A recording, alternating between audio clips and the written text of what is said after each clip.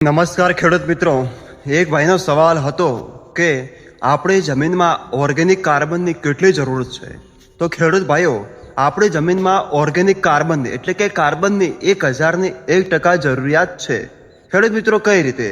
આપણા શરીરને ટકાવી રાખવા માટે જેટલી લોહીની જરૂર છે એવી રીતે જમીનને ટકાવી રાખવા માટે ઓર્ગેનિક કાર્બનની જરૂર છે ખેડૂત મિત્રો.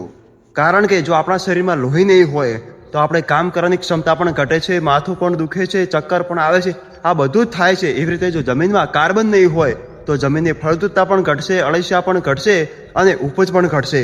તો ખેડૂત મિત્રો, આપણે જમીનમાં કાર્બનનો અવશ્ય ઉપયોગ કરો તો જ આપણે સારી ઉપજ મેળવીશું, ખેતીલાયક જમીન બનતી રહેશે. નકર તો આપણી જમીન રણ બનીને ઊભી રહેશે, બંજર બનીને ઊભી રહેશે. તો આપણી જમીનમાં બને એટલું કાર્બનનો ઉપયોગ કરો. તો કાર્બન મેળવવું ક્યાંથી? તો ખેડૂત મિત્રો, જેમ મળે એમ છાણિયું ખાતરનો ઉપયોગ કરો. જો છાણિયું ખાતરની વ્યવસ્થા પૂરી ન પડતી હોય તો અત્યારે લિક્વિડ ફોર્મ્યુલેશનમાં પણ મળતું હોય છે, ગ્રેન્યુલમાં પણ મળતું હોય છે, લીલો પડવાશનો ઉપયોગ કરો. તમે આ બધાનો ઉપયોગ કરી શકો છો.